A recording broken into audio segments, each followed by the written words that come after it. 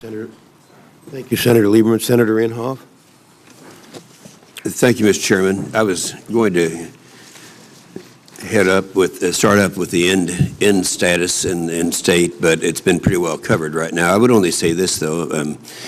I would probably speak on behalf of all the members up here, because all of us have been both to Afghanistan and Iraq. And the troops themselves, they want to win, and they don't like to even talk about a withdrawal date and that type of thing. Let me just ask you a quick question, Admiral Mullen. Most of the time when commanders talk about different options and courses of action, they talk about the risk involved. The risk is usually from low, medium, or high.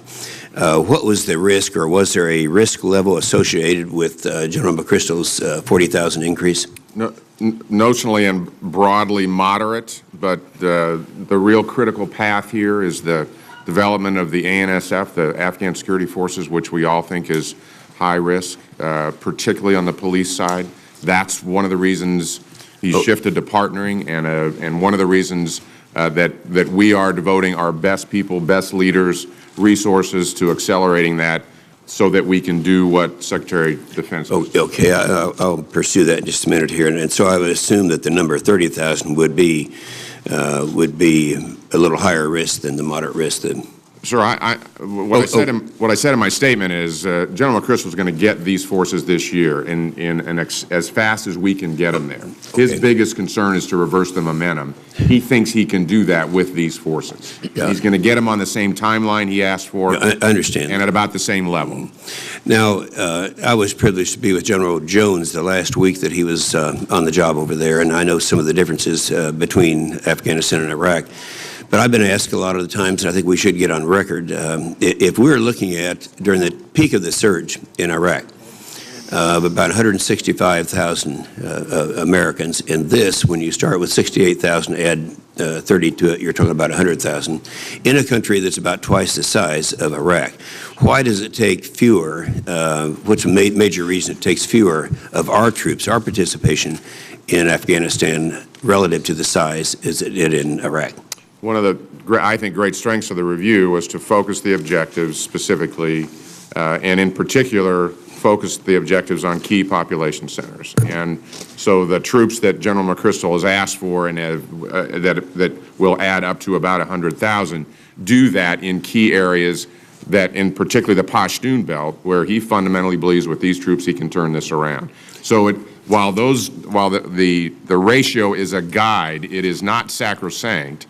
And he's able to focus where we need to focus to get at this insurgency. And in that, and actually, it was the same was true in Iraq. It's just that this need, with respect to these ratios and these numbers, is about right for Afghanistan. Let me just add one sentence, and that is one of the reasons why the added contributions from our allies and partners are so important, because basically we want them to take responsibility for the northern and western parts of Afghanistan so that we can concentrate and focus our efforts in the southern and eastern parts of the country. Yeah. Secretary Gates, I think one thing that all of you have said in your opening statements is we need greater participation by the Iraqis, the ANA, and we also need greater participation by the non-American coalition. We all agree with that. On the I happened to be over there in '03 when we were turning over the training of the ANA to the Afghans, and it happened to be Oklahoma's 45th Guard Unit that was in charge of that.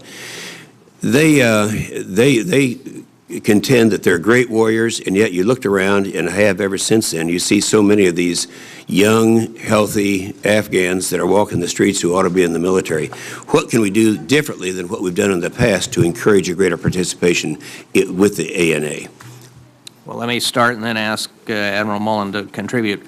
One of the things that they are doing that actually I think makes a real difference is significantly increasing the pay, both for the police and the Army. The reality is that based on the information available to us, in many instances the Taliban actually pay more than the Afghan government. And so one of the things that particularly in terms of retention, is to increase their pay, and I think most people believe that that will have a real impact. Okay. The Secretary talked earlier about retention, recruiting, and clearly incentivizing that from a pay standpoint is critical. The other fundamental difference from several years ago, really since General McChrystal got there, is this partnership piece. What I think you saw, Senator, was mentoring and training teams, that kind of thing. That's correct. This is partnering, and it's getting everybody off their bases and out with the community.